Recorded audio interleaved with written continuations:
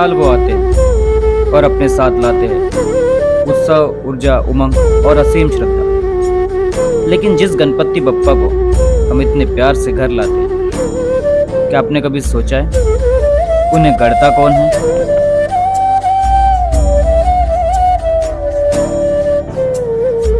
ये है भगवान के शिल्पकार। इनके लिए यह काम नहीं, साधना है।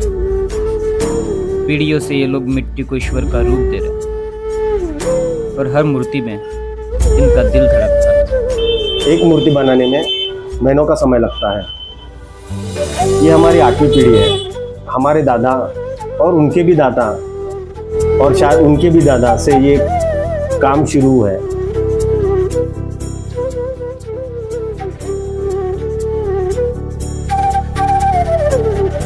एक मूर्ति बनने में सिर्फ कला नहीं, महीनों की मेहनत लगती है। हर भाग जैसे सिर, हाथ, पेट, वाहन सब अलग से तैयार होता है। फिर जोड़ी जाती है आंखें, नेत्रदान, जिससे मूर्ति में एक नया जीवन आ जाता है। एक गणपति को जो हम रंग लगाते हैं ना, बड़े सोच समझ कर लगाते हैं।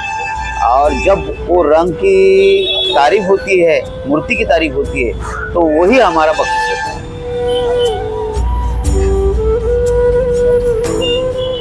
लेकिन ये रास्ता आसान नहीं है।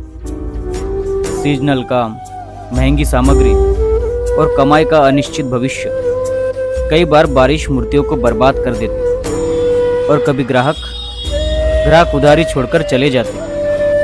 गणेशोत्सव बारिश के टाइम पे आता है और तब वातावरण में मॉइस्चर रहता है,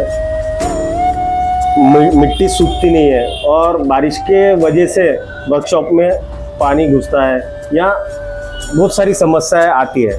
और मटेरियल जो है वो भी हर साल उसका दाम बढ़ता है। मिट्टी हो गया, लकड़ा हो गया, खीले है, सुतली है, तनस है, ये सब सारी चीज़ें है ना, हर साल कुछ ना कुछ महंगी होती जा रही है। और ग्राहकों का जो स्वभाव है वो हर साल यानी महंगाई क्यों, गणेश जी यानी जैसे ये गणेश जी है 5,000 रुपये का, तो हर साल वो 5,000 रुपये यानी हम दे सकते हैं, ऐसा वो बोलते हैं। पर जो है मिट्टी है, लकड़ा है, वो हर साल बढ़ते जा रहा है। तो हमें वो भी एक क्या बोलते हैं, कठिनाई का सामना करना पड़ता है। जो दिक्कत आती है वो ये भी आती है कि हर साल वो जो पिछले साल जो है रेट वही हम देंगे, ऐसा बोलते हैं ग्राहक। तो ये सब सारी चीज़ें दिक्कत तो आती है। दिन भर काम करता हूँ, हाथ पैर दर्द देते हैं। मूर्तियाँ बिक गई तो सन त्योहार मीठा लगता है और नहीं बिकी तो कड़वा ही लगता है। जब मूर्ति तैयार होती है तो वो सिर्फ मिट्टी नहीं होती, वो होती है एक सपना, एक संतोष, एक रिश्ता।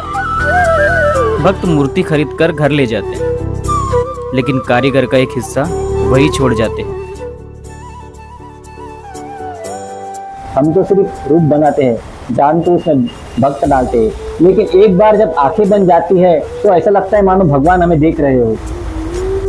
जब बप्पा अपने घर की ओर जा रहे होते हैं तो मानो ऐसा लगता है कि हमारे दिल का कोई टुकड़ा लेके जा रहा है।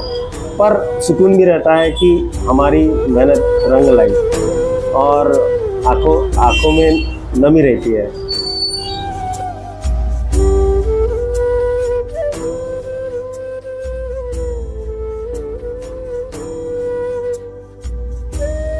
मूर्ति आती है, चली जाती है, लेकिन इन कलाकारों का काम कभी नहीं रुकता। ये नायक है जो खुद गुमनाम रहते हैं पर भगवान को पहचान देते हैं।